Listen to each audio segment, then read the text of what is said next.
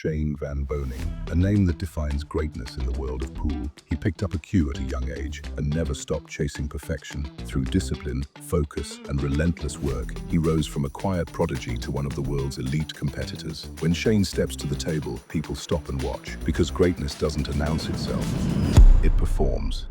Today's show is brought to you by our sponsors. I am so happy to announce J Flowers and jflowerscues.com are the title sponsor of this show. They're the fastest growing brand on the market in the last 3 years, and there's a reason for that. They're the highest quality for the money, and you can definitely take that to the bank. Quick story. Once I signed a deal with them, which I did, I've got a 3-year deal, and we'll get into that. Once I signed a deal with them, multiple people were messaging me, asking me how they can get a J Flowers Q and if I have a discount code. And I do have a code. It's Freezer if you go to jflowerscues.com. But anyway, so I messaged the owner pair, who are great people, the owner and the people that run the company, unbelievable people, stand behind what they say, what they do, and what they build. And I said, hey, do you think I could get some discounts to the code for some of these clients that want to buy Qs? And he said, man, these things are priced so correctly that we don't really have any room to do that. And he's being sincere about that. After extensive R&D in manufacturing, it's been proven time and time again, and there's videos online about this, that it's the lowest deflection on the market, period. There is nothing that's got less deflection than the J Flowers Q. Do me a favor, guys. Go support jflowerscues.com. At least take a look at the pricing and their selection. It's incredible. The brake Q, okay, it's got a rubber grip. It's unbelievable, this brake Q. It hits so clean. Breaks the balls very, very pure. The jump Q, Jason Shaw, representative of J Flowers, in my opinion, top 3 jump guys on the tour. You've got to check the jump Q out as well. It's also got the rubber grip. And everything comes with extensions. If you'd like it, my Q has a carbon fiber extension. Check them out, guys. jflowerscues.com. And if you order something, tell them the Freezer sent you and use code Freezer. What's going on, everybody? Freezer here from the Boom and Freezer Show. I've got Bobby Hilton with me, and today is a special episode because this guy doesn't like to do podcasts. This guy is not the type of guy to put himself out there. Everybody knows him as Captain America, the South Dakota Kid. I want to welcome a good friend of mine, kind of a fishing partner. I mean, it's not even close. Shane Van Boening. Oh my God. What's up, dude? What's up? What's going on, Shane? Welcome to the Boom and Freezer Show, man. I'm so happy to have you on, one of the greatest players that ever lived, and we're super excited to have you on. Yeah, I'm happy to be here. Yeah, thank you, dude. I appreciate it. Shout out to Q-Tech for letting you on as well. The very first question that I have, and you have to be honest with this answer, and I know you so well that I know when you're not telling the full truth. So the very first question is, which do you love more? Is it fishing or is it pool? Now think about this question before you answer it, because you are on the block. Well, okay, so the honest question is, I like fishing more because, it's fun. Yeah. I take fishing is funner, much funner than pool. Pool is just like draining you out. Like, you got to travel all over the world. You got to compete with the best pool players in the world. I still have it, but it's just not the same as it was 15 years ago or 10 years ago, when I was winning all the time. But, and the reason is just because the reality is that you're getting older. Everybody's getting older. You're not getting younger anymore. And when you think about these things, as you're not getting younger, you want to take a chance to have these opportunities to do something that you enjoy. So, but I still like pool. I still like competing. I still got it, and I'm trying my Yes, you hardest do. to, try to win one more world champion, try to win one more US Open, which I almost did. Yep. And, it's just the way life is. Everybody's aging. So I'm just trying to do what's best for myself. I think that's a great answer. One thing that we can't beat is father time. You do fish at a high level. You're at least a 702 Fargo at this point. Um, that being said, I still think 702. Wow. yeah, he's made it 702. He fishes in one hole. He does. You do have names. You told me the names of the fish. I won't. Do you want to name some of the fish that you just caught a 40-inch the other day? Do you have his name? No, no, no. I mean, Okay, we'll I'm talk just about happy them. that I caught a 40-incher. That was a great day, to be Yeah, honest. yeah. So It's got a beautiful lake. Lake Pactola is the lake. I've fished on it with Shane. It's absolutely gorgeous. It really is. yeah. Talking about that a little bit, you know, obviously the competition's a little bit tougher now.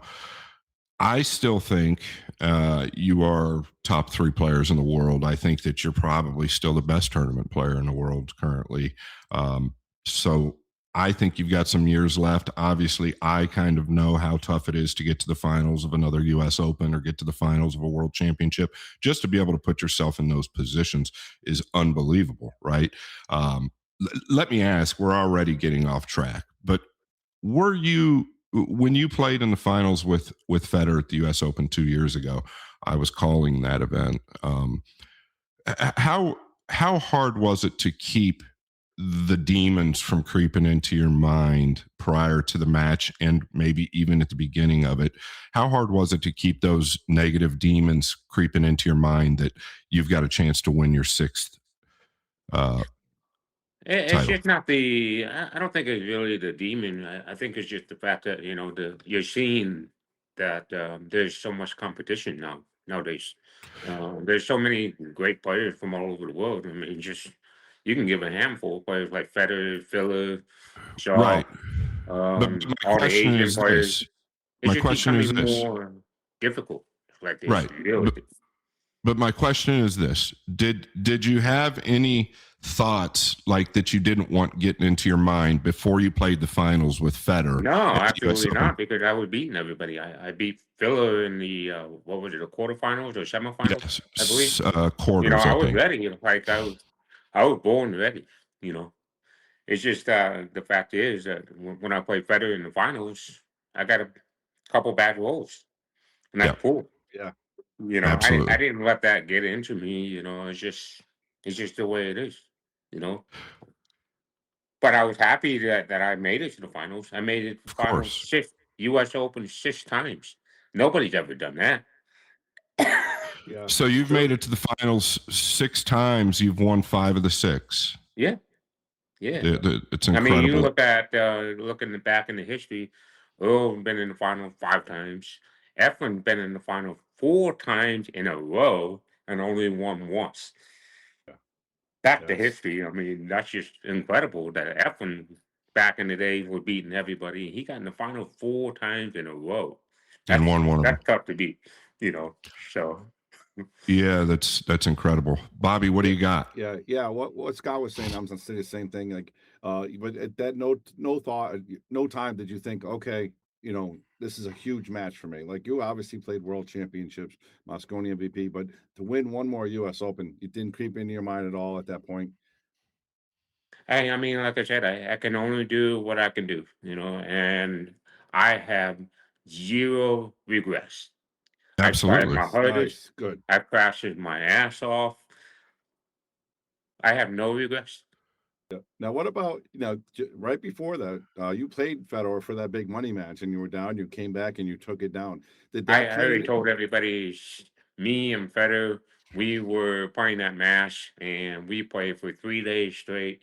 And I was like, yeah, me and Federer are going to be in the final of the U.S. Open because we're Well, in dead stroke. I We commentated that. are in perfect dead I, stroke. I commentated that match, and you guys, I was worn out. I know you guys were worn out after that match, and Oh yeah, I mean, I can see in Federer's mind and his mental. He's just worn out. Like, and I had him beat, but I barely won the match. And that was a great match. That was spectacular, and that was one of the best matches I ever played. Yeah, that was an amazing match. My goodness, a race to 40 over 3 days. I don't know if people realize how grueling It's and mentally hard. Really. yeah, Yeah. very mentally tough. Yeah, Very mentally tough. and for you to be able to come back like that, and then like you said, you're not getting younger, right? You're not the youngest player on tour, but you're playing your third day, your whatever 200 and something game. Where do you have that stamina from? Where do you think you get that from? I seen you, when you're on tour all the That's time. just from experience, as far as when I was younger, I played Alex, I played Boosty, I played Dennis.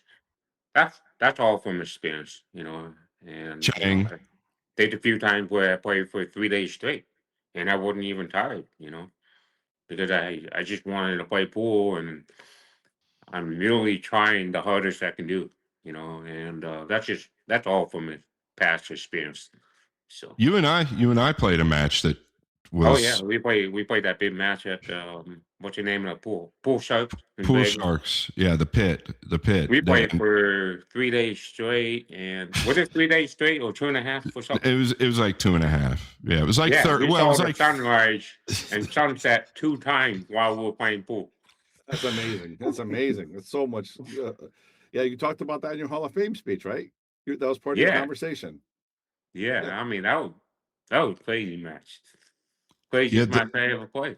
I think. they yeah, they said we didn't miss a ball. There was hundreds of people watching up around the top of that pit. And I loved that pit. I won a lot of money in that pit. But they said we Only didn't miss a problem with that ball. place is it was so smoky Yeah, and it was so yeah. It dirty. was. Our face was so freaking dirty from chalk.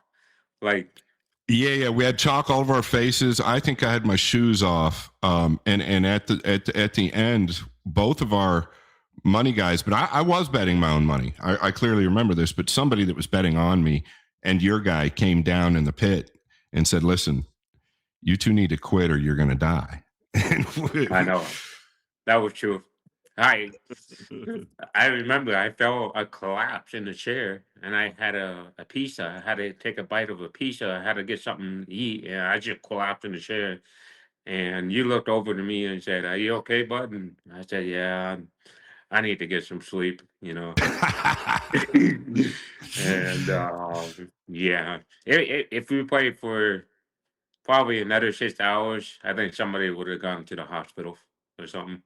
But Well, it's happened before when I've Yeah. played somebody that they've gone to the hospital from playing too long. And, Erica just kept giving me a piece of pizza and some water. And I kept eating just one little bite of that pizza.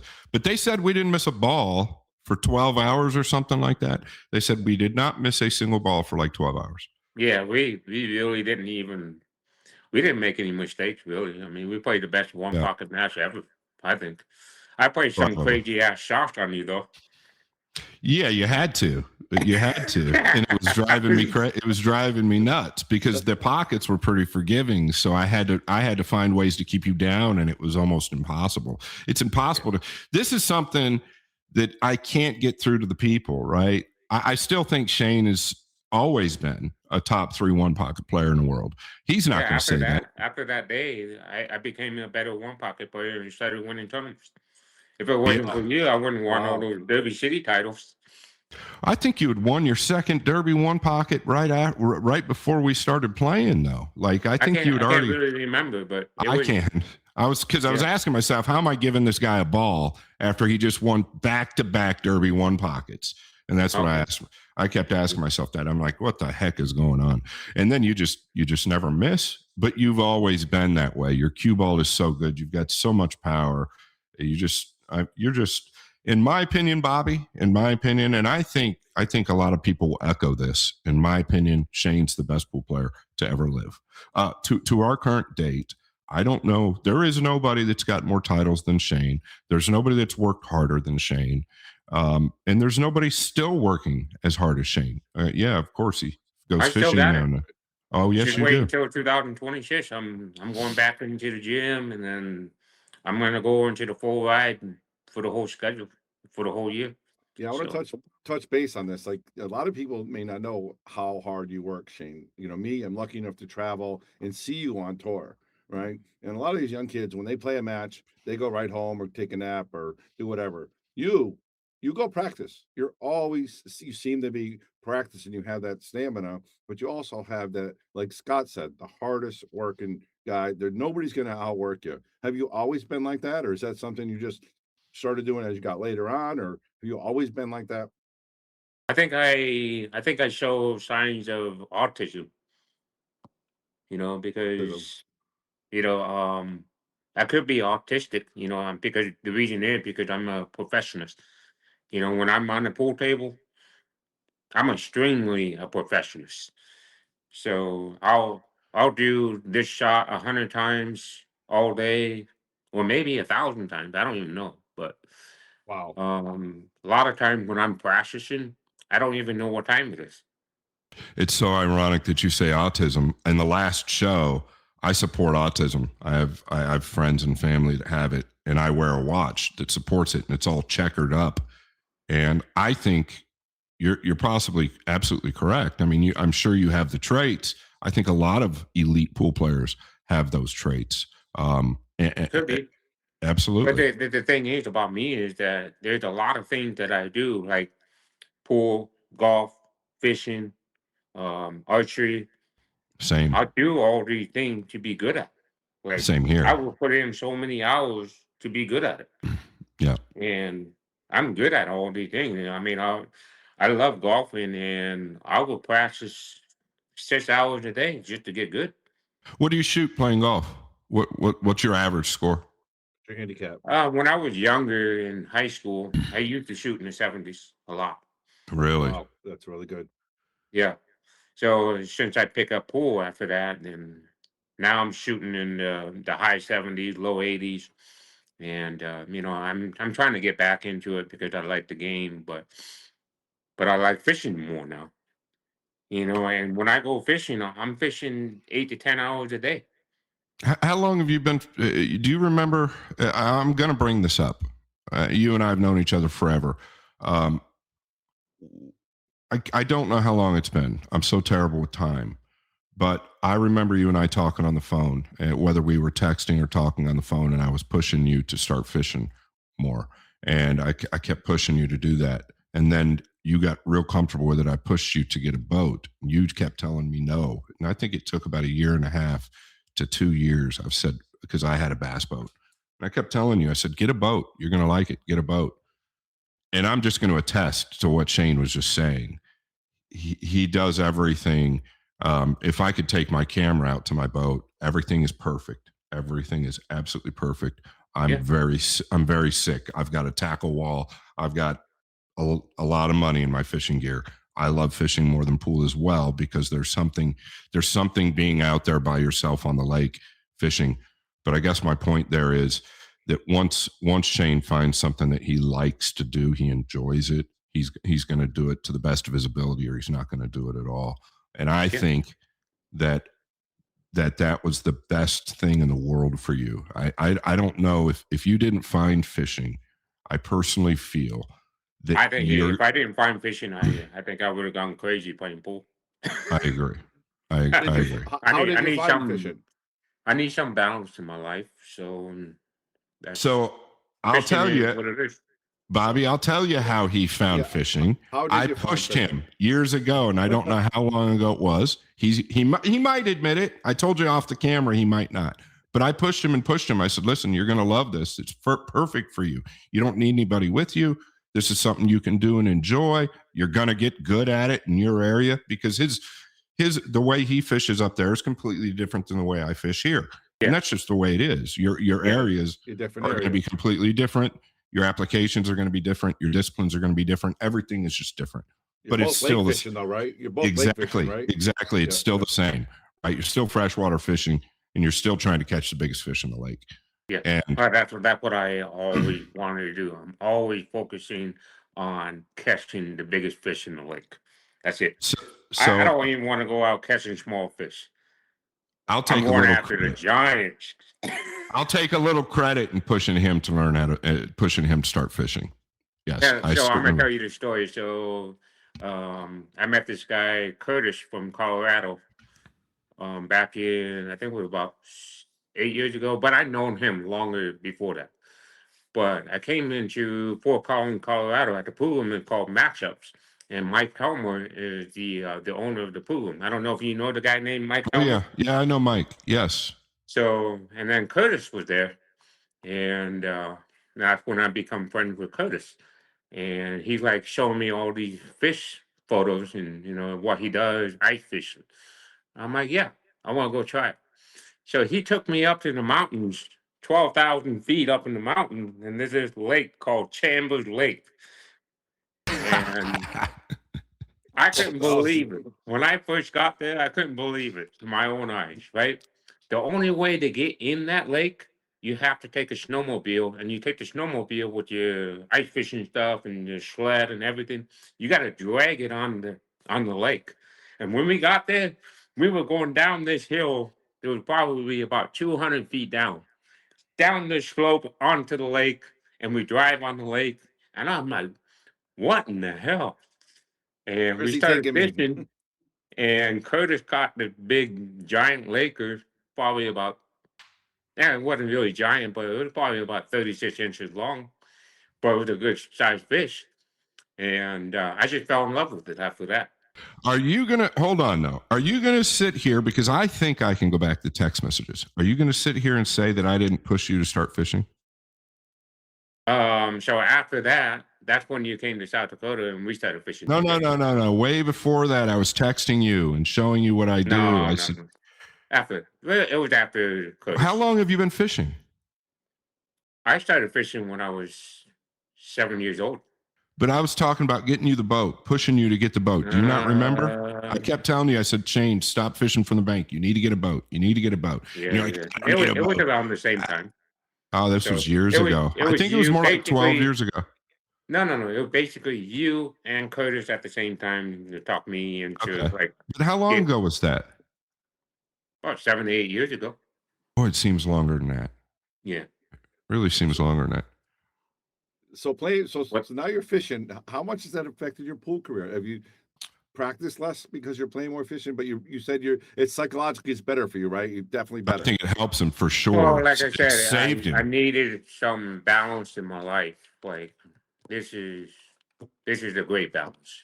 Just taking a boat and just go into the lake and then just enjoy yourself. So, and then after that, get back on the pool table and you're ready to go. Like you're all fresh.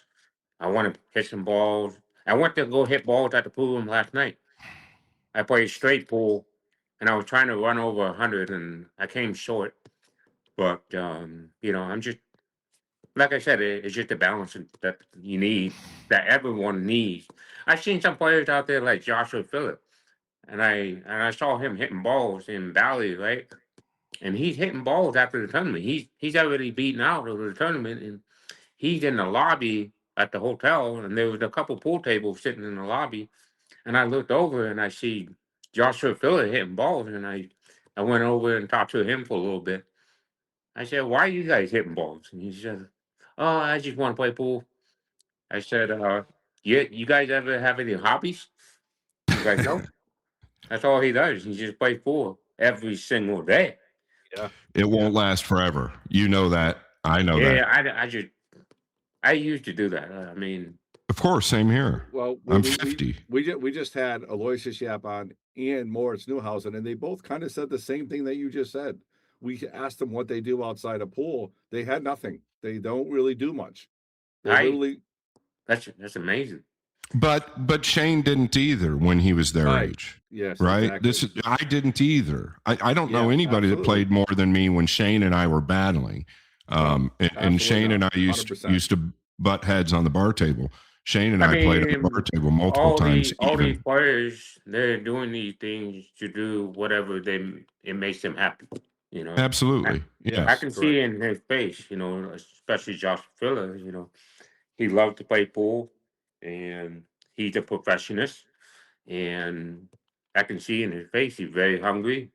And the reason why he's this way now because he's young. Just wait until he gets older, maybe it's gonna change.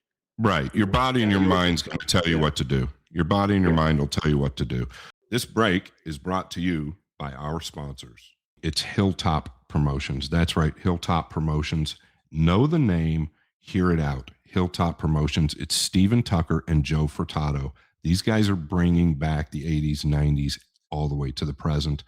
They are from Anderson, South Carolina, and they have built a one-on-one venue unlike any other. What their idea is to start out is they're going to take two players, let's say from the 90s, like Tommy Kennedy and Johnny Archer in the finals of the US Open. Tommy Kennedy won that match, right? It was one of the most talked about US Open events of all time. They're still talking about that event. They want to take two players like that and throw them in a ring head to head and let them battle it out for big, big money. And I think that this format is absolutely insane. Guaranteed 10,000 for first place, and the winner continues forward. Okay, and that's where it's really key. Second place, or if you don't win, you're guaranteed 5,000, all expenses paid. These guys are for real, no joke. It's going to happen. They've already got the venue done, and it is incredible. It's Hilltop Promotions, Steven Tucker and Joe Furtado. They're looking to bring back the 90s, okay? All the way to the future. They're going to have elite players from this generation, from the past. But what they're trying to do is take these players from major finals and butt them up head to head so the loser has a chance at revenge. Hilltop Promotions. Keep an eye out for them. I'm going to take a minute here to talk about In the Box. Now, In the Box, Elvis has been with us since day one. He's a huge supporter to the world of pool, but not only that, he has great products. For one, look at this banner behind us. That was done by him. That's the Boom and Freezer Show. But he also can get you some shirts. If you need APA shirts, UPL League shirts, any other shirts you need for your teams or any other sporting event, you can check out Elvis. That's inthebox.com. The link is in our bio. Check them out. They do great stuff. You can get your names on them, get your names on the side. He also personalizes a lot of shirts and stuff like that. So if you have something special you want on it, let him know. He can make it look amazing. So check it out. That's inthebox.com. The link is in the bio. And Elvis, tell him the Boom and Freezer sent you. You might even get a discount. Going to talk about a pool room that really needs no introduction, but this pool room is talked about all over the country, if not all over the globe. I don't know anybody that's sponsoring and representing more players than these people, but it's David and Leah Bartosiak. This room is in South Florida. This room is called Classics. That's right. It's Classic Billiards. I'll tell you what, they've got 9,300 square feet, and it's plush with diamond tables, bar tables, 9-footers. But one key feature that I'm personally in love with is a technologically advanced arena, and it's called the Aramith Arena. He's holding major events there, the PLP with Matchroom, one-on-ones. He had the Spanish Open with the 3-on-3s. He's doing it all. But this venue and this arena is second to none and dear to my heart because he's got an actual commentary platform and booth with windows that you can sit up there and work from. And me, personally, to call the games, I love it.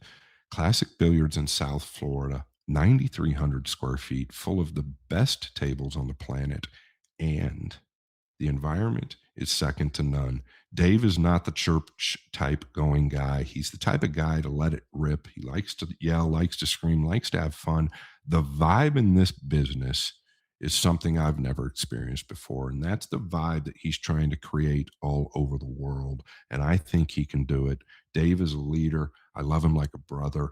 It's Classic Billiards in South Florida. And one last thing, don't forget the chicken wings. The honey barbecue chicken wings are truly the best chicken wings I've ever had in my life.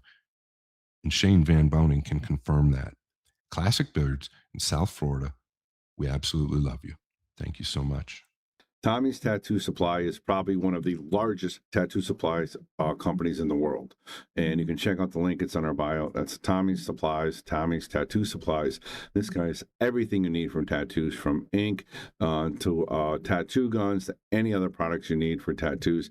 He's got this great color ink as well. You got to check it out. That's Tommy's Supplies. I'm telling you, he's an awesome dude. But not only that, he's very smart, and he's got a great company. And if you have anything to do with tattoos, whether you're a tattoo company or just an artist, you got to check out his website and check him out. I promise you won't be dissatisfied. He'll take care of you, whatever you need. That's Tommy Supplies. Check out the link.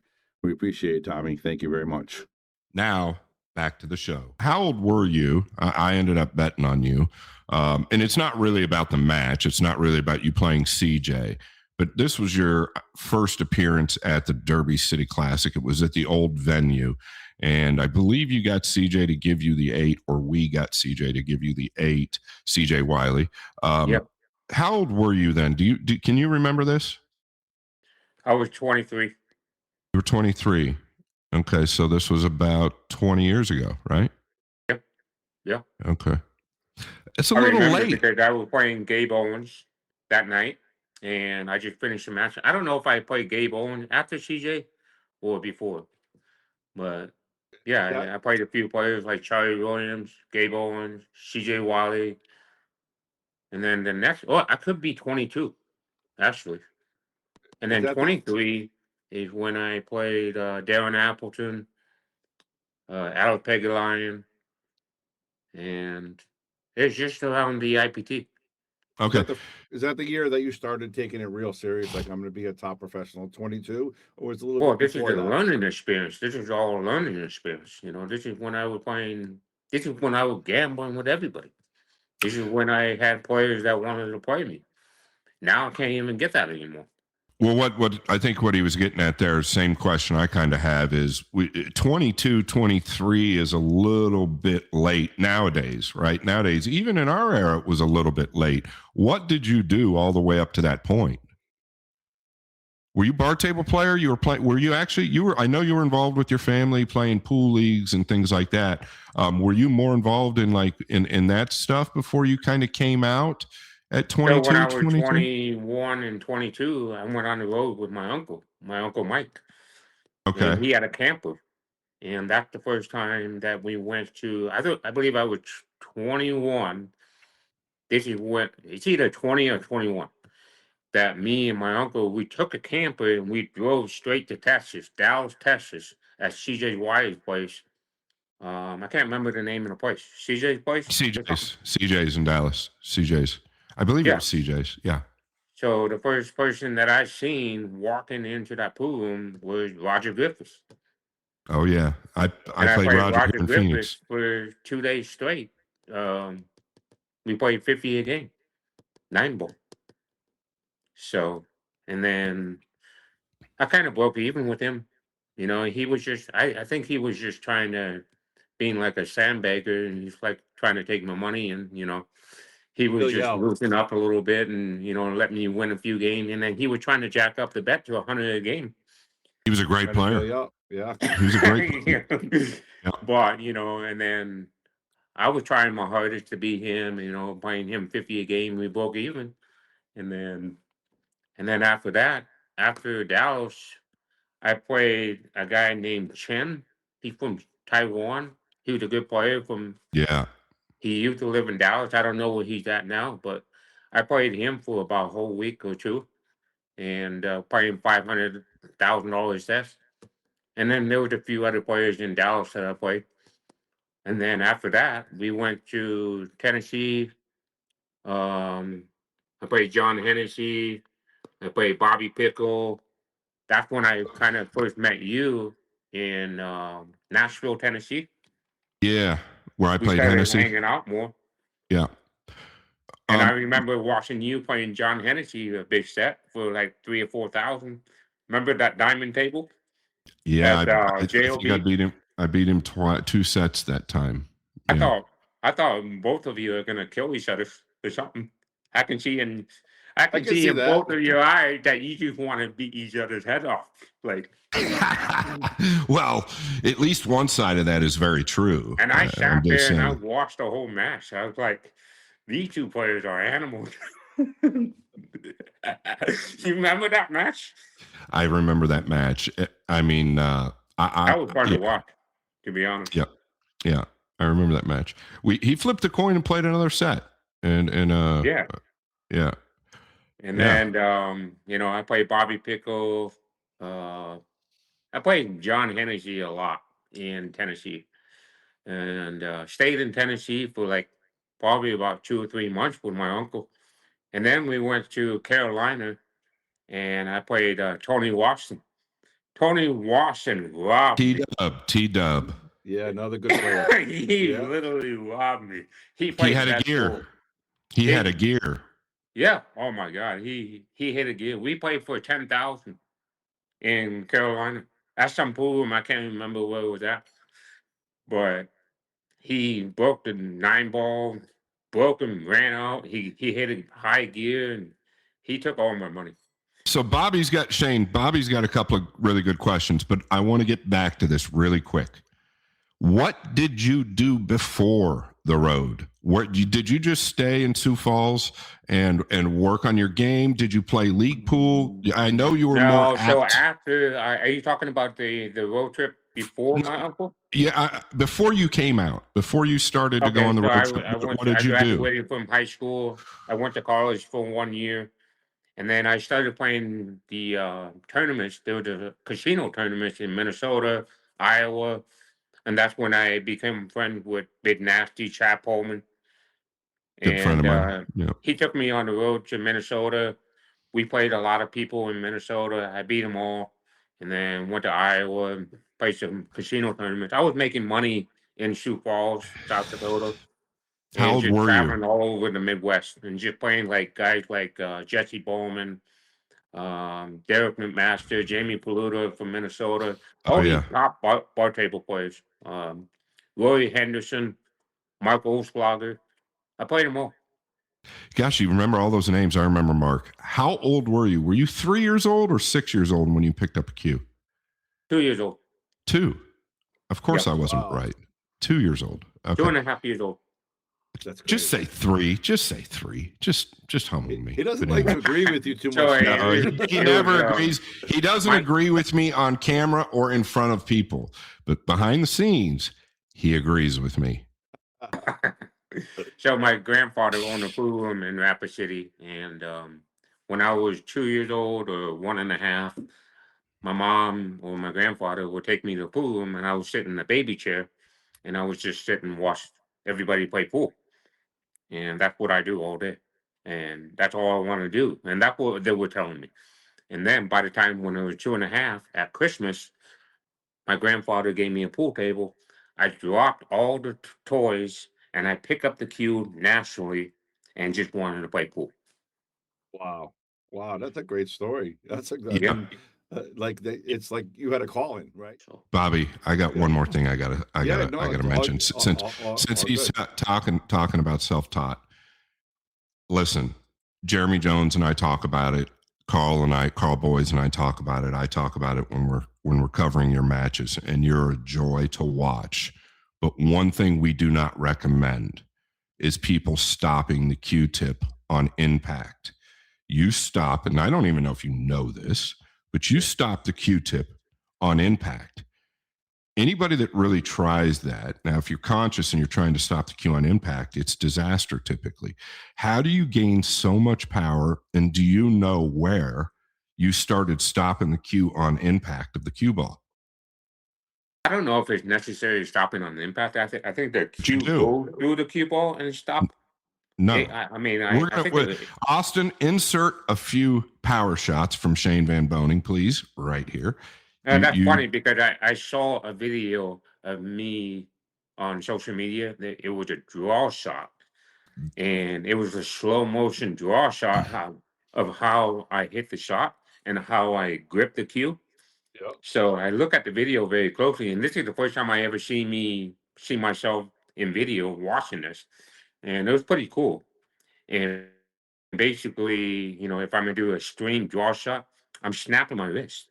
Yes. I don't even know Right. that, and Right. this is all by feel Yeah, Sure. self-taught, like you said. You because learned it by I've yourself. done it 100,000 times. Yeah.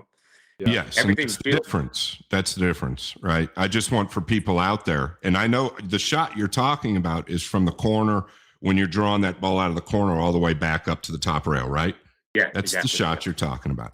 You stopped the cue on impact on that shot. Yeah, I mean, And there's nothing it's- wrong with that. No, I'm You not know, saying there is. I'm not saying there's. All I'm saying is it's not something that can be taught, right? It's not something that can be taught. It's not something that most players do. 99% of the top players out there do not do that. You're a rare breed there. And when we're teaching, we talk about you being an anomaly in that sense because of how talented and how much work you've put in. it works. I mean, it's just the same thing as golf. Everybody has. Sure. I don't know if I say it correctly. Everybody has different fundamentals.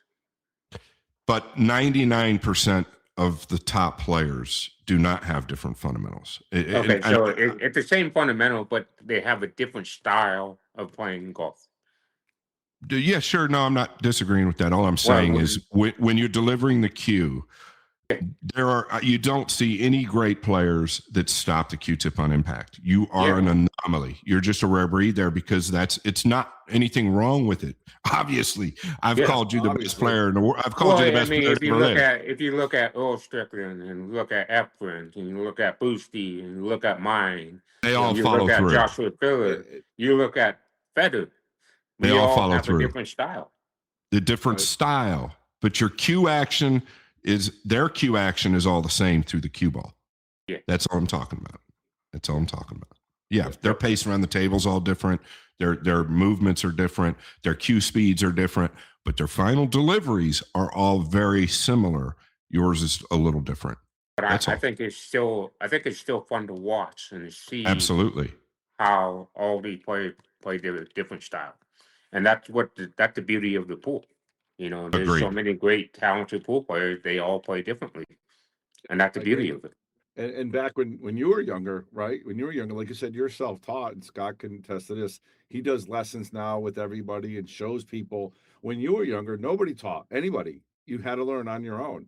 And that's Yeah, kind of why everybody's stroke was more different back then. Where now you may see Fedor and a couple of the other guys have a similar stroke because they all learned the same mechanics from everybody. Back when you Yeah. were playing, it was on your own. That's it. Yeah, yep. Americans were more of a hodgepodge of learning. We didn't have great instructors or anything like that. What we have learned, though, over covering the World Nine Ball Tour and the elite players, is most of the elite players have a final delivery, meaning the takeaway and the delivery. Most of all of them are about identical on the cue speed, including Shane. And most of all of them follow through to a certain point, right? Whether it's Yep. 4 inches, 6 inches. No, Shane, we're all not the same. Absolutely but, not. So, but you're different. You're definitely different in the cue stoppage. You stop on impact.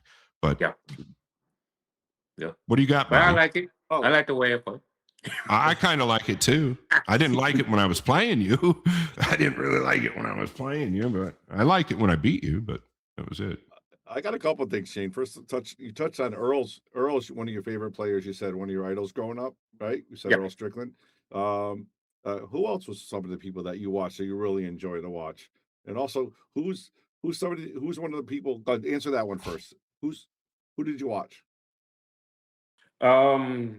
When I remember when I watched on ESPN, I was at the pool room and I was just watching pool on TV, and I see Strickland playing all the time on ESPN. He was playing the Challenger champion against Francisco Bustamante and Efren back in the days, and and I was like, yeah, I want to be on TV, you know. I think you did that. But we don't show pool on ESPN anymore. You know, it's been a long time. So Yeah, I think there's the a last reason time for the that. pool was on ESPN was in 2015, somewhere on there. So, I'll say it. Credit Don Mackey. I love him, but I don't know him. But yeah, from what I understand, Don Mackey had a lot to do with that. You don't know who that is, Shane. So anyway. All right, let's talk a little bit about for those of you who don't know, Shane wears hearing aids. I myself wear hearing aids too. Shane, I don't know if you're aware of that. yeah, Uh, I noticed it. Yeah. okay, do you have Bluetooth? Did they go to your ears as well? Like my phone goes to mine. Do you have that as well? Yeah. Is that that's Yeah. a nice feature, right? Pretty cool. Yeah. Technology. Yeah. So Now, how do you do? Does it help you? Like a mute button, you call it where sometimes you can turn them off. Does that help you? Do you use that for real in tournaments and events? Well, that's the Uh-oh. problem with it is now is the fact that when I'm in the match and all of a sudden my phone goes off and it goes right through my Bluetooth while I'm down in the shop. So I'm like, can you shit. hit do not disturb on your phone? Yeah, Sometimes I you forget. forget. Yeah, you can. But you could also, yeah, you can put That's Oh. no annoying. Bluetooth, all that That's the stuff. most annoying That part. happens to me too. Yep. Well, but you're not in the finals of the U.S. Open, Bobby. If he's in the finals of the U.S. Open, I'm going to remember to hit do not disturb. I mean, I'm getting better at it now that I'm putting my phone on airplane mode.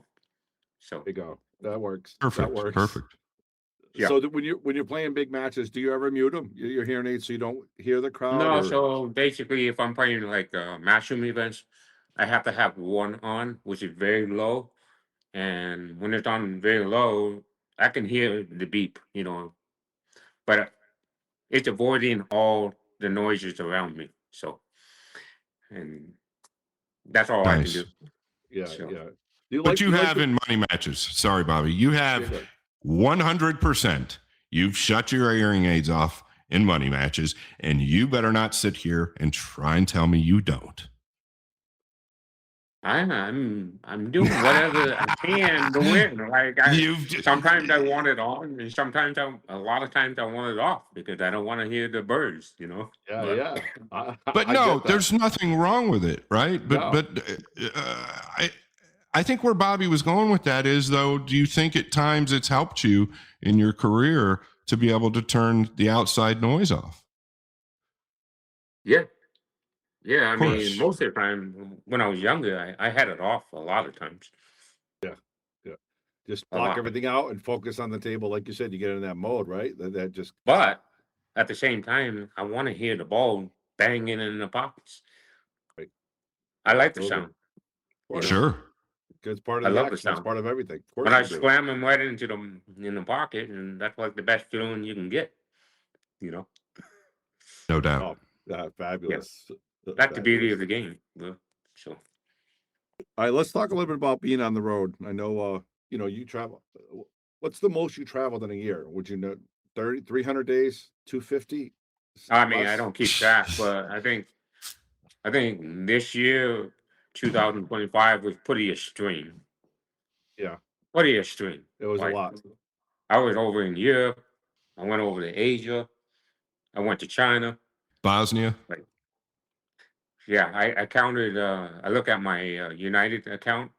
I counted 66 flights, but I have other flights I flew with the other airlines, so I had probably 70 flights this year Wow. alone.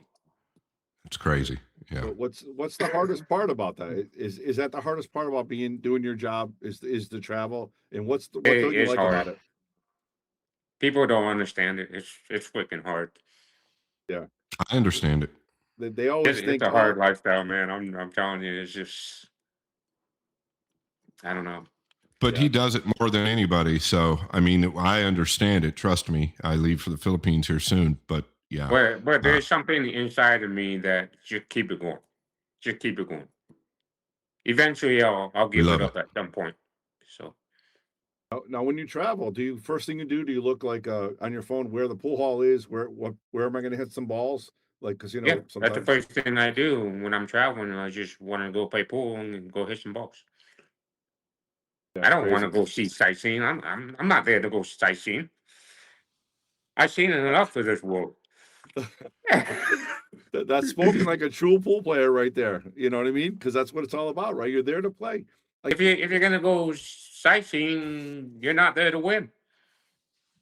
right, you're there to win. You're there to win. That's what you do. You've been probably the most winning pool player in history, as Scott said.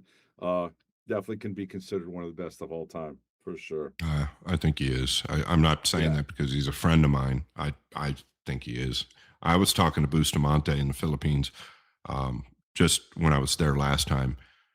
And I don't know what we were even talking about, but Boosty just came out and said Shane's for Francisco Bustamante, Shane's the best player to ever live, as far as tournaments are concerned. So Yeah, no, I can't argue. I mean, he's won everything under the sun. No, it's just unbelievable. Great career and still going, right? What do you see happen in the future for you? What's your goals? My goal is I'm gonna get back in shape. That's number one. My health, and that's the most important thing. And then I'm gonna push it. I'm gonna push it for the next couple of years. So Get back in shape, kid. I That's just a gonna see what happened. I still got it. I can beat them all. Of yeah, course you of can. course. Nobody wants to play you. Nobody wants to play you. Right. I have a question. So think about this answer, Shane, because a lot of young players out there in America we need, and I want you to think about this answer. What advice would you give to the young American player that has the talent to be a great player? I'm not saying to be a world champion, but to be a great player, potentially make Team USA. And let's say they're 20, 21, 22 right now. What advice would you personally give them right now to make their goals in the next 3 to 5 years? What do they have to do? They have to be very self-disciplined. That's number one, and then they have to be motivated, and they have to focus on one thing. It's whether if you have a business or it requires sports or a job, you have to focus on one thing to achieve it. You know what I mean? So, all I can say is you have to work hard, really. There's 1,000 shots on the pool table that you have to work on. You have to be a professional. You have to do this shot 100 times in an hour. You know what I mean? And there's so many things on the table, so many variables on the table that you have to do. And that's Uh, what I did. I locked myself in the basement when I was younger at 22, 23. After when somebody threw the cue ball at me when I was on the road, right? And I said, I'm done. I don't even want to go on the road and hustle people anymore. I quit. So I told my uncle, I'm done. I just want to play pool tournaments. So I went back to Sioux Falls, South Dakota. I got a table at 4-inch pockets, 4 inches. And I'm not joking. I made that table tough. And I Nobody had wanted to be the 4-inch best pockets in the back then. world at that time. So I yeah. made that table 4 inches, and I locked myself in the basement at Lucky's at the pool room in Sioux Falls, South Dakota. I go there every single day. Just Nothing saying. bothered me. How many So how many hours? How many hours a day? At least 10. Wow. the problem nowadays is there's so many distractions for these younger people. There's so many distractions. The number one distraction, Is your and phone. it just bothers me so much. Number one distraction is the freaking phone. Absolutely. Oh, It's Absolutely. unbelievable. I yeah. can't believe some of the elite players or some of the great players that are literally on their phone as they're playing a big match. Every match. It's unbelievable. It's And I tried to unbelievable. tell him, I said, stop being on your phone. You're there to play pool. You're not there to do business on your freaking phone. It is it's a toxic trait that people start to It's develop that unbelievable. They don't get it. really no that they don't. And You gotta avoid, if you're gonna do one thing, if you're gonna focus on one thing, whether it's a job or you go to the gym or you want to do something to be good at, you Yep. got to avoid all the distraction. yes, Yeah. I agree with you. We agree. always a number I one mean, when rule. I go to the pool room, I put my phone inside my case and I'm just sitting there playing straight pool. I'm not waiting for my phone to ring or anything like that.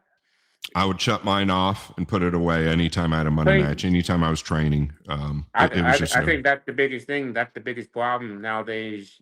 And I yes. see that in a lot in American pool players is the phones, Yep. distraction. I agree. Big distraction. This break is brought to you by our sponsors. Let's talk about NM Billiards. That's NM as Nick Marina Billiards. He has an office in Berlin. It's his home. He also does a lot of cool things. He has a garage where he stores pool tables as well. If you need any kind of table work in the East Coast, give him a call. He can refurbish your table. He can buy your table. He can sell your table. And he can also refelt it. So if you need any work done, check out The link is in our bio. It's NM Billiards. It's Nick Marino, an awesome dude. He'll take care of you or whatever you need as far as table work, whether it's refurbishing the table, bringing it back to life and getting it refelted, getting it recloth, whatever you need. Check out Nick Marino Billiards. I have to mention my friends here in North Phoenix. It's Metro Sports Bar and Grill. David Lee, the owner, and Alfonso, they do nothing but care for this business. It's got your favorite sporting events. The minute you walk in the front door and look to the left, there is a wall of TVs, has to be upwards of 50 flat screen TVs. They've got the food you want, they've got every sporting event you're looking for. But more importantly for me, they've got 8 9-foot tables, and they're diamonds and they're blue labels. These tables are in such great condition. I don't think there's a table in the country that plays any better than all 8 of these tables. Just keeps them in perfect condition year around. And they know how to keep a table because they play themselves. They've got 9 bar tables. Yes, blue label diamond bar tables, and they do the same for those tables. This place is your destination if you like sports and you like pool. Every single night of the week, they have some type of a tournament. They have leagues there. And then on the weekends, it's run and gun. People have a blast. It's in a great location. It's in North Phoenix off the I-17 in Dunlap. Do me a favor. If you're in Phoenix, you have to check out Metro Sports Bar and Grill. Tell them the freezer sent you. Wayne Harriman, the Sandman, doesn't get better than this guy. Wayne Harriman has been around for a long time supporting this sport and doing so many big things for it. I've seen him sponsor females for ladies events. I've seen him sponsor men that didn't have the money to play an event, whether it's locally or even a couple pro events. Wayne Harriman, the Sandman, has done a lot for pool. So thank you very much, Wayne. We appreciate you, man. I don't think I'm alone when I say that I love an inspirational story, and I'm about to give you one. Manuel Gonzalez Jr. was in the military, ended up going to the Vietnam War, and was tragically injured. Ended up losing his right arm and his right leg, underwent multiple surgeries. When he got out, most people didn't think he would walk, let alone do anything else. And not only did he walk, boy, he walked, but became one of the best pool players in the Denver area where he's from. And when people would come up to him and say, Manuel, sir, how do you do it? He would look directly at them and say, I control the rock. And I think it's pretty awesome. His son, Manuel Gonzalez III, is carrying the torch. He's letting everybody know his father's story, which is fascinating. Go to controltherock.com and check it out. There is a quick video on Manuel's story. You can see this book here and order it if you'd like. There's a jersey just like this and multiple others, which I absolutely love. It's controltherock.com. Manuel Gonzalez Jr. doing big things, carrying the story forward. And I, for myself, absolutely love it. Thank you guys so much. Go to controltherock.com. I want to talk about my man, Andy Gow. He's been with the Boom and Freezer show since day one. Day one. He's also a friend of mine, and he's also a huge supporter to the world of pool. Andy Gow has been with us and also any other platform you can think of, following, sharing, like, share, and subscribe. That's his motto. So, Andy Gow, I just want to say thanks for being a supporter and a sponsor of the Boom and Freezer show. You're the man. Here's somebody and another business that I want to talk about. It's PNW Pool Thing on Facebook. Stands for Pacific Northwest Pool Thing Stream. And it's Jesse Johnson. Jesse Johnson used to live here in Phoenix, and he's built all types of trophies. He's in the lighting business as well.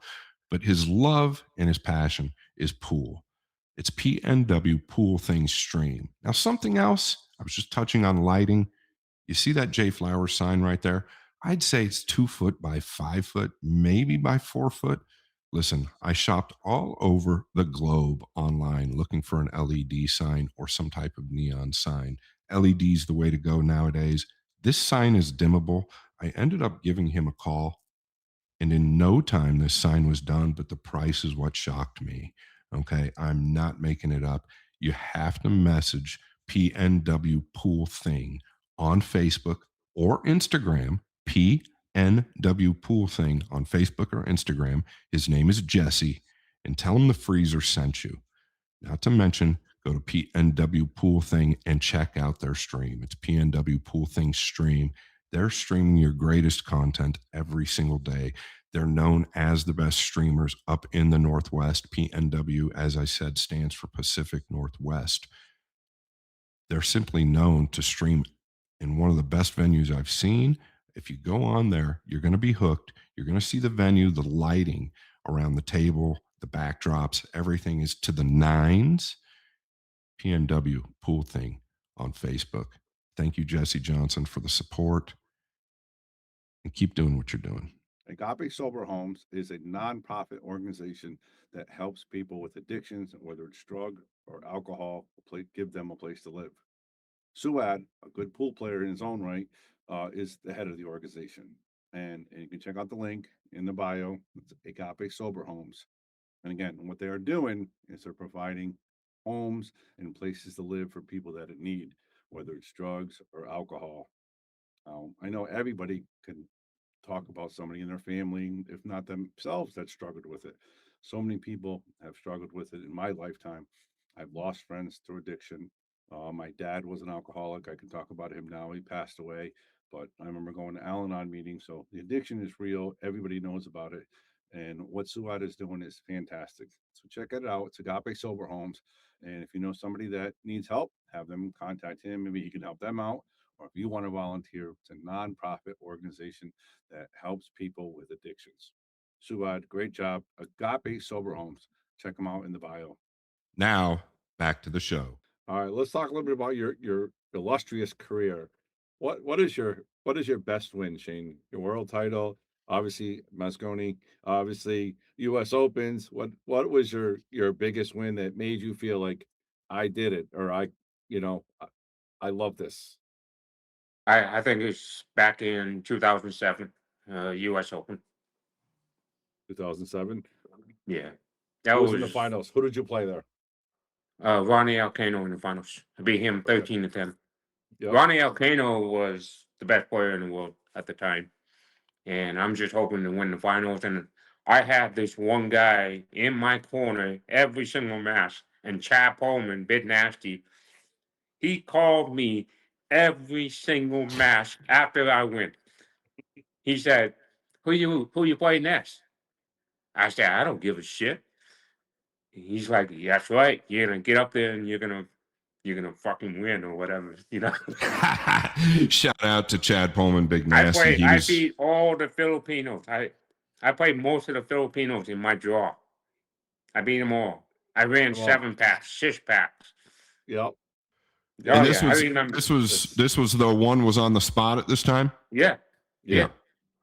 And I was smashing the brakes, making the corner ball, getting shots and running out. I was the best in the world. That's the time when I had the table down in the basement. I was practicing and I was getting ready for the tournament.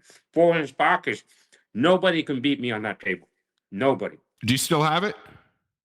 That table? Do you still have that table? The time? Orange is it still around? Somebody bought it and I can't remember. It's gone somewhere. I don't know where it's at now. But I mean, like I said, Big Nasty was right in my corner every single match, and then in the finals, he called me right before the finals, and he said, "You're gonna win this fucking tournament, and you just beat him." I said, "I'm ready. I'm ready. Shane, I'm ready." Big Nasty was that guy, though. He was in my corner as well. You know that. He would put me in tournaments. He was such a great guy. He was a good friend of mine as well. I learned from him, right? This is the fact about him. He is the biggest guy I have ever seen. I don't know about you, but he was a big guy. Yeah, massive. Yeah. Massive guy. What is he? 6'5"? Yeah, probably 450. Wow. 6'5", 450. Monster. 450 pounds. A monster. Yeah. Right? And what I learned about him is that he's the nicest guy, one of the nicest people I've been around. Yeah. And a guy like him, he is never afraid of anything. No fear. Yeah. And that's what I learned about him. If he liked you, you were in really good shape, and he would do the same with me. He called me all the time. He put me in a lot of tournaments. But if he liked you, you had a friend for life. It was heartbreaking the day he passed. Just so people Yeah. know who this guy is, he was one of the founders of TAR, the Action Report, and they Yeah. were really the pioneers. Mark Griffin at the time owned it. He was behind it, but they were the pioneers of the live stream, the big live stream where they could highlight matches. And this is where Shane played Alex, the historic set that I was right there watching at the old Derby, right? Yeah. Yeah. He Insane. went, we drove. I never do this again. We drove to Derby City from Sioux Falls to South Dakota, me and him. And there was an ice storm in Iowa that we went through. I don't know how we made it. We saw probably 100 cars in the ditch Yep. And you're just on the going. way to You're Louisville. just going. I'm going. I couldn't believe it. I'm just going. And I said to myself, I am never driving to Derby City ever again. I'm flying. I couldn't believe it. Yeah. Oh, that's crazy. Jeez. All right, you got to win one. You only win one more tournament the rest of your life. One tournament. Which one would it be? Oh gosh. Which I got to which go one with that the is. World Championship. Yeah. 2022. Yeah. Oh, if you have to win one No, more, if you have- Shane, you only have to win one more. Like if you, And I if think you- what would the you most, want to win? it's pretty obvious, right? listen, No, it's not. It's not. It is to me. 2022 It is. World Champion was good, but 2023 World 8 Ball was No. great. But if you Right, win right. one more tournament, Shane, what if you win one? If you could just win one more title, what That's it. title would You that only- be? You only World could 10 win one. Ball.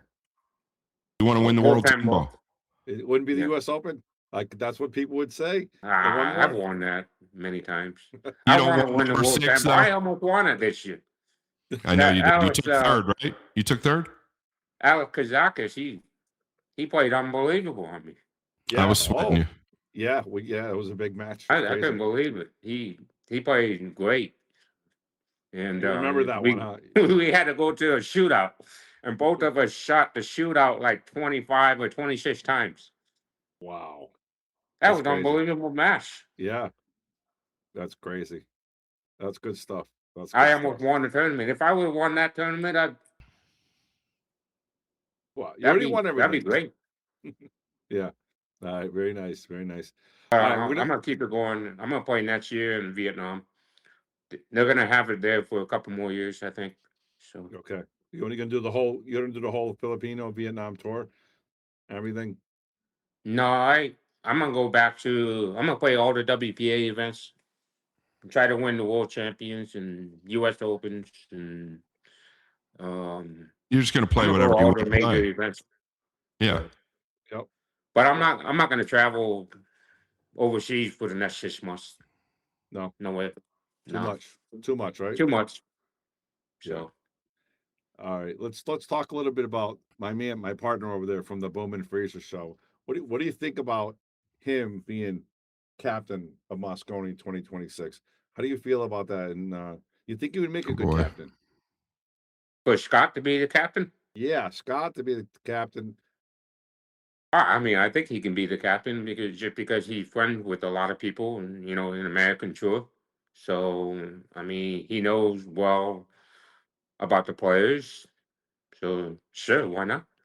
Yeah, I You mean, know, I think he would be great at it. I think he would no nonsense and just go in there and kick some ass. He's really serious. He's like you. You guys are so like what he does and what you do. Like you talked about, you do fishing, you do golf, you do it right. Scott's not playing that much, right? So when he's going out there, if he's going to be captain, he's going to be the best captain there is. He's not going to go there to be friends and well, hang out. I know that he gonna do whatever he can to help the players. So that's beneficial. So yeah, I mean, I don't see why not. So I'll talk a little bit about Mosconi too. What was the biggest difference between back in the day, when you were younger and you played with like Earl Strickland, Dennis Hatch, obviously your idol Earl Strickland, and then now you're the older, you play with the younger guys. What's the biggest difference do you notice with the teams and talk about that a little bit? well, the biggest difference nowadays is the European got stronger. There's so many great players from Europe. It's just unreal. It wasn't like that before. Right. Right. Do You you know? think changing the one on the spot made the difference to the 9 on the Oh yeah, spot? yeah. For the Mosconi Cup, yeah, Yeah. absolutely. Because back in 2018-19, it was the one on the spot, Right. and then after that, they changed it to 9 on the spot. There go the bad wolves. Yeah. Bad rolls. Right. Sometimes we get some bad rolls. Sometimes, man, we get I some mean, bad I'm not rolls. trying to get that That's attitude. an attitude or mindset that I understand where he's coming from, but that has to go. It's tough. Listen, I know it's tough. I know it's tough, but you guys have had the shots, you've had the opportunities. You actually played very well That's this the year. thing. When we had the one on the spot, we had so many opportunities because it's an easier break. Shane, you guys listen. You guys had no. I don't remember anybody. Maybe it happened 2 or 3 times. I don't remember anybody breaking and running out this year. No, it's tough. It's tougher. Okay. So if I have 5 guys that know how to play defense and can make a ball, you can win. Yeah. But that mindset, right? It's toxic. I don't like it. I'm just I mean, honest. let me explain my We'll opinion. talk about So, yeah. When we were breaking with the one on the spot, the break is easier. Of course, I Uh, understand where you're going with this. I get it. so But it's not going to happen. yeah, so the main thing is, when the break was easier, we didn't have to work on the break as much. We were They just on the practice table working on the shots. We weren't trying to focus on the break. We were have to do the focusing on same the thing. shots.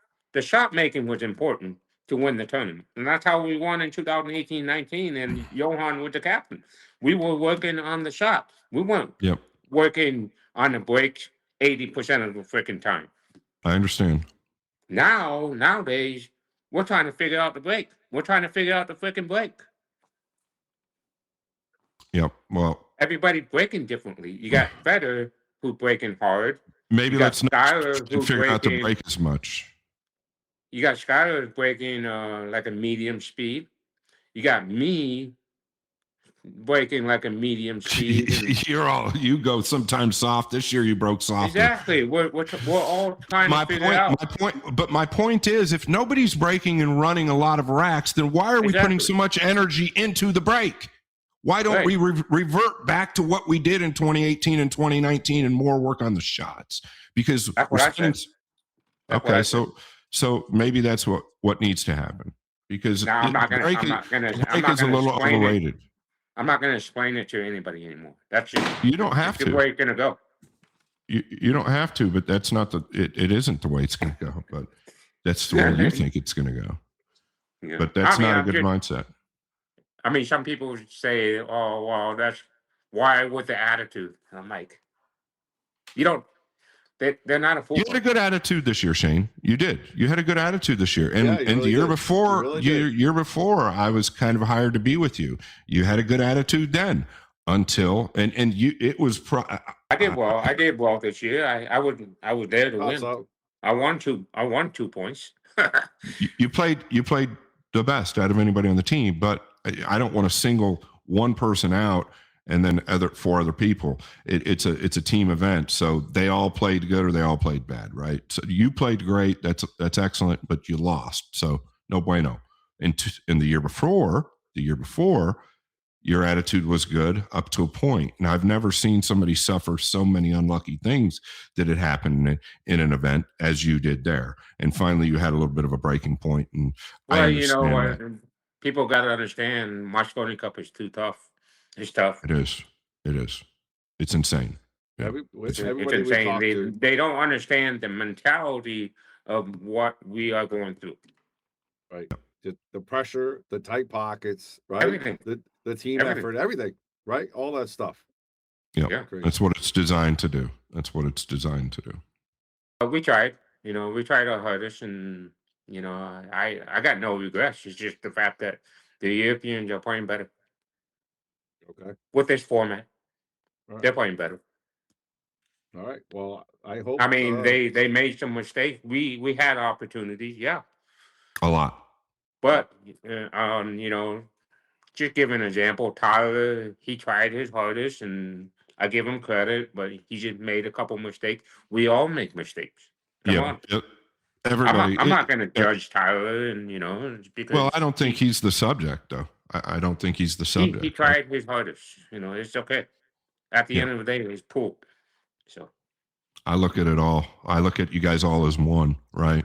You can't, yeah, when you walk into that arena as a team, you can't single anybody out and say he played better than this guy. You guys are a team.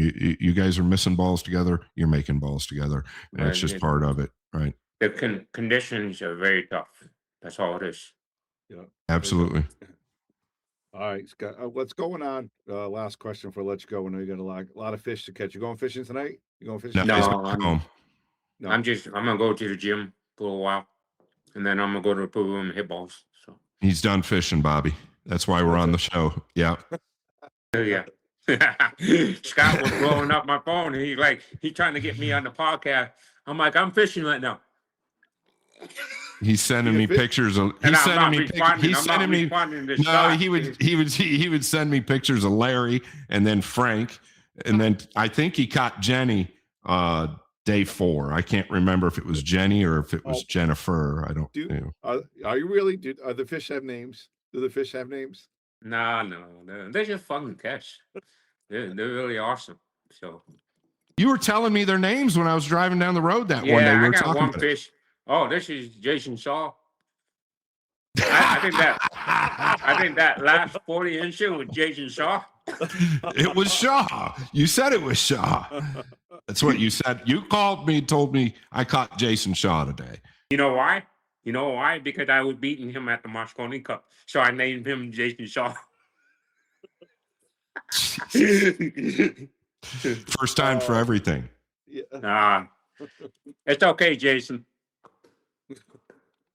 We'll send that. Don't worry about it. I'm sure that's going to make the highlight reel. Don't worry. Yeah, I'm sure it will. So last question before we let you go. We know you're busy and got to get some balls, get to the gym. 2027 or 2026. What's your big goals? What's your big goals for 2026? Number one would be getting back in shape, feeling good, and number two, I'm gonna think in my mind, trying to enjoy myself, having fun, and no negative, less negative emotions inside me. You know, whether I'm winning or losing, you gotta try to control your emotions. So, that's the mentality of being a pool player. When you're traveling all over the world, it's very tough to stay positive. You know, when you're going into tournaments and you're not playing well at some time, but majority of the time I'm playing well. You know, I'm winning a few tournaments, but I'm expecting to win more this year or next year. You know, Okay. so the only way you can control that, you gotta control your mind. You know, it's all about your mind, and like I said, you have to avoid all the distractions. You have to avoid the negative emotions, and just have fun.